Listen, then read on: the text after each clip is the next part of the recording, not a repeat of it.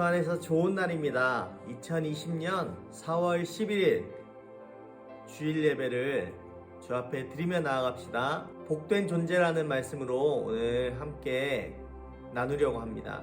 말씀 한번 보도록 하겠습니다. 예레미야 1장 1절에서 9절까지의 말씀, 자, 같이 한번 읽겠습니다. 시작. 베냐민 땅 아나돗의 제사장 중 힐기야의 아들 예레미야의 말이라. 아몬의 아들 유다 왕 요시야의 다스린 지 13년에 여호와의 말씀이 예레미야에게 임하였고, 요시야의 아들 유다 왕 여호야김 시대부터 요시야의 아들 유다 왕 시드기야의 제11년 말까지 임하니라. 이해 5월에 예루살렘이 사로잡히니라. 여호와의 말씀이 내게 임하니라. 이르시되 내가 너를 복중에 짓기 전에 너를 알았고, 내가 태에서 나오기 전에 너를 구별하였고, 너를 열방의 선지자로 세웠노라 하시기로, 내가 가로되 슬프도소이다. 주 여호와여 보소서, 나는 아이라 말할 줄 알지 못하나이다. 여호와께서 내게 이르시되 너는 아이라 말하지 말고, 내가 너를 누구에게 보내든지 너는 가며 내가 내게 무엇을 명하든지 너는 말할지니라. 너는 그들을 인하여 두려워 말라. 내가 너와 함께하여 너를 구원하리라. 나 여호와의 말이니라 하시고, 여호와께서 그 손을 내밀어 내 입에 대시며 내게 이르시되 보라, 내가 내 말을 내 입에 두었노라. 아멘. 지난주에 여러분이 어떠한 감정을 가져도 나는 하나님의 자녀구나 라는 생각, 그리고 나의 존재에 대해서, 우리들의 존재에 대해서 나누는 시간을 가졌습니다. 오늘도 복된 존재라는 말씀으로 함께 말씀을 나누려고 합니다. 어릴 때에 어머니의 화장품으로 화장을 해보는 그 여자아이의 심리, 그 심리는 어머니가 그렇게 하는 것이 좋아 보였기 때문에 하는 것 같습니다.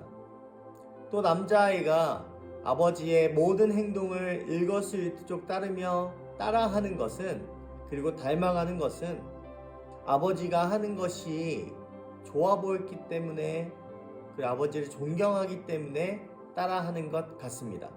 사람은 성장하기를 원하고, 사람은 빨리 크기를 바라고, 그 사람은 성인으로서 어떤 나의 존재, 인정받기를 원합니다.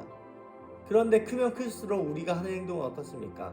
과거를 회상하고 과거의 일들이 참 좋았다라고 생각을 하죠.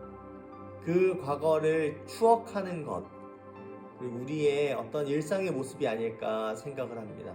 예레미야라는 사람은 전쟁통 속에서 나타난 제사장의 아들로 태어나게 됩니다. 이 아나돗 출신이라는 것은 무엇이냐면 패한 국가의 제사장 출신이었다라는 것입니다. 예레미야라는 사람, 힐기야의 아들이라고 이야기하는데, 이 제사장들은 패배한 나라의 제사장이었습니다. 그러니까 사람들의 신뢰를 받지 못하는 기본적인 배경을 갖고 삽니다. 호감을 가질 만한 배경을 가지고 있는 사람도 아니었습니다. 그런 인생이 하나님의 택함을 받는 모습을 보게 됩니다.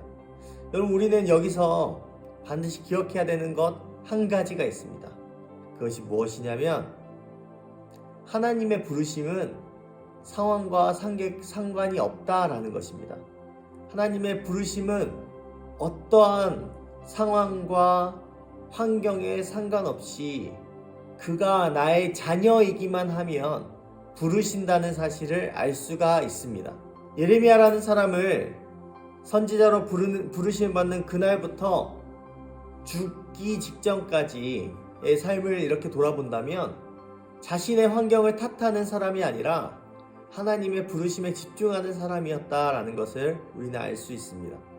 그리고 거짓 선지자들처럼 예수 믿으면 복 받아요, 다 잘 될 거예요 라고만 이야기하는 사람이 아니라, 하나님의 말씀, 너희들 나라를 빼앗길 거야, 너희들 반드시 포로로 잡히게 될 거야 라고 하는 무섭고 두려운 말이지만 사람들의 현실을 깨워줄 수 있는 말을 함으로써 하나님의 말씀을 전했다라는 것이죠. 상황과 환경에 쫓아 사는 인생이 아니라 부르심에 충실한 인생을 살았던 사람이다라는 것이죠.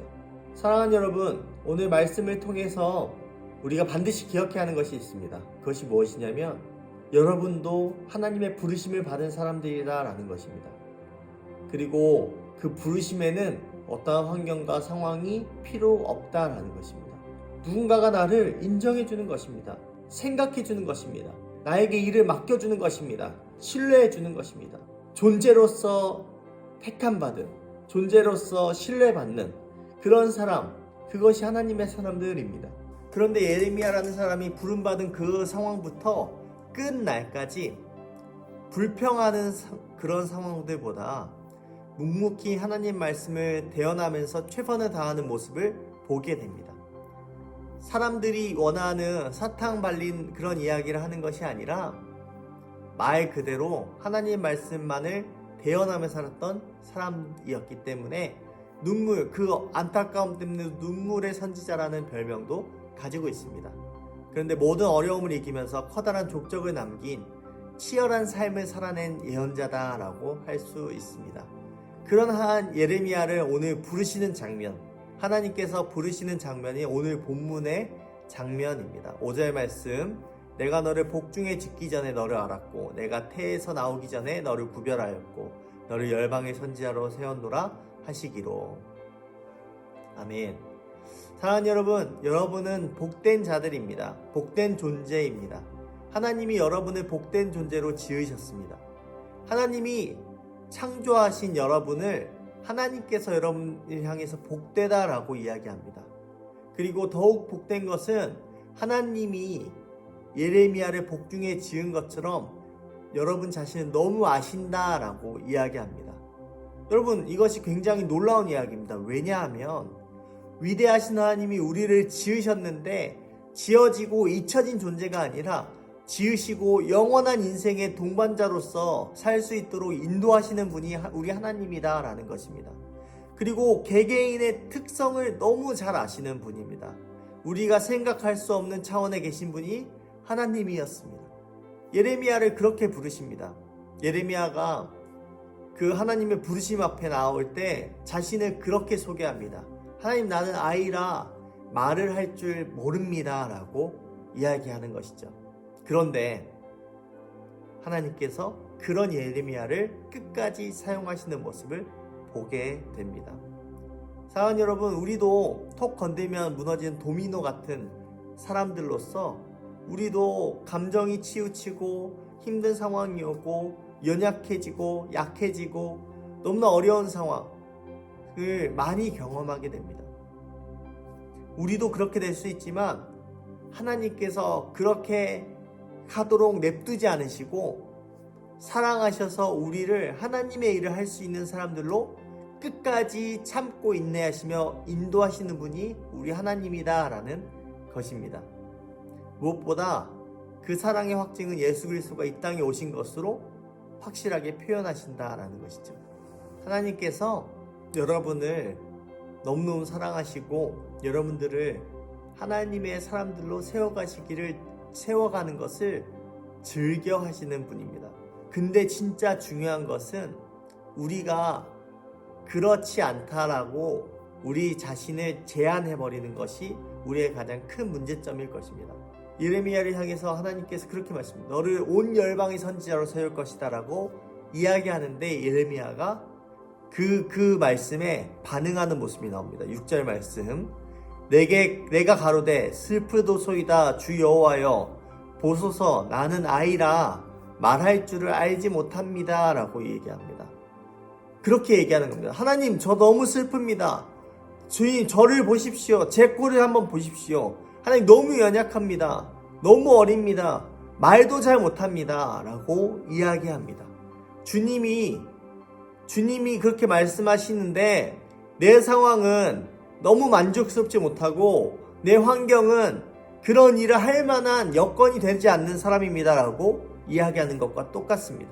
얼마나 우리와 같은 상황입니까? 나의 외모, 나의 스펙, 나의 성적, 친구관계, 다혈질, 사람들에겐 착하지만 나한테는 만족하지 못하는 그런 사람들, 그런 상황인데 하나님 부르시는 게 말이 됩니까? 저는 그런 일을 할 만한 사람이 아닙니다라고 이야기하는 것이죠. 그런데 하나님께서 여전히 다시 한번 부르십니다.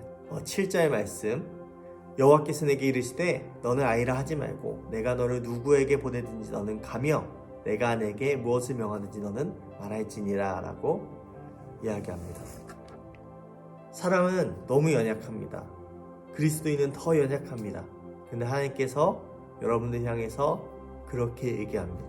8절 말씀, 그들이 날 두려워하지 말고 내가 너와 함께 할 것이고 내가 너를 구원할 것이야.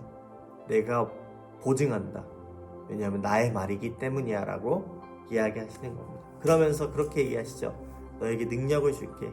내 이 일을 할 수 있는 능력을 줄게 라고 이야기하는 것입니다. 사랑하는 여러분, 하나님께서 미련한 사람, 약한 사람들을 택해서 강한 사람들을 부끄럽게 만드시는 분이 우리 하나님입니다. 어떤 사람도 공평하게 하나님 앞에서 자랑하지 못하고 겸손하게 살 수 있도록 만들어 가시는 분이 우리 하나님이다라는 것입니다. 여러분, 내가 미련하고 부족하고 연약하고 하나님 그런 나를 사용해 주시니까 감사합니다라고 이야기할 수 있지만 가장 중요한 것은 택함 받았다라는 것입니다. 하나님이 여러분을 택하셨습니다. 그리고 택함 받은 것으로 끝내는 것이 아니라 그분이 여러분의 일들을 할 수 있도록 그분이 그분의 일을 할 수 있도록 여러분 한 사람 한 사람들을 사용하시기를 원하신다라는 것입니다. 여러분이 사용받는 곳이 어디여야 되겠습니까? 가정과 학교와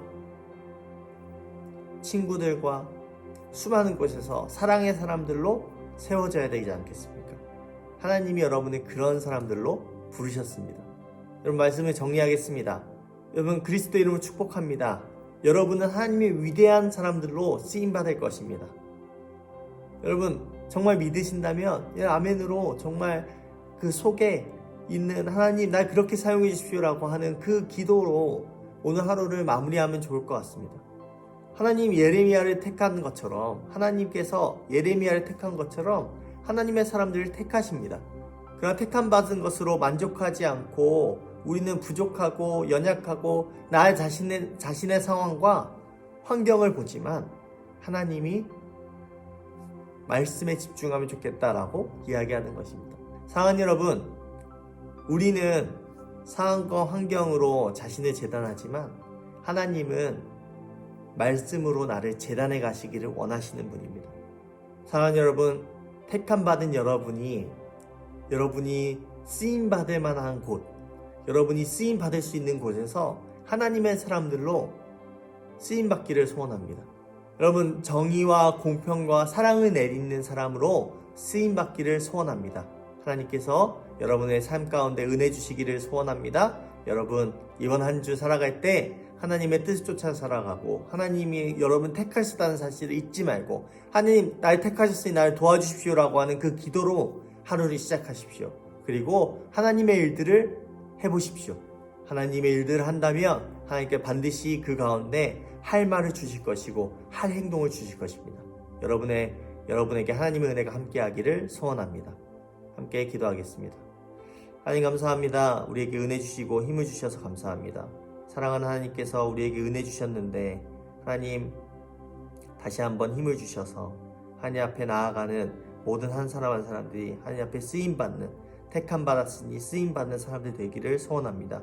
내 자신을 약하고 연약한 존재로, 아니 불쌍한 존재로 재단하는 인생이 아니라 하나님께서 나를 부르셨으니 그 부르심에 합하여서 살아가는 그런 사람들 되도록 하나님께서 은혜를 더하여 주시옵소서. 예수님의 이름으로 기도드립니다. 아멘. 하늘에 계신 우리 아버지여, 이름이 거룩히 여김을 받으시오며 나라에 임하오시며 뜻이 하늘에서 이룬 것 같이 땅에서도 이루어지이다. 오늘날 우리에게 일용할 양식을 주옵시고 우리가 우리에게 죄 지은 자를 사하여 준 것 같이 우리 죄를 사하여 주옵시고 우리를 시험에 들게 하지 마옵시고 다만 악에서 구하옵소서. 대개 나라 권세 영광이 아버지께 영원히 있사옵나이다. 아멘.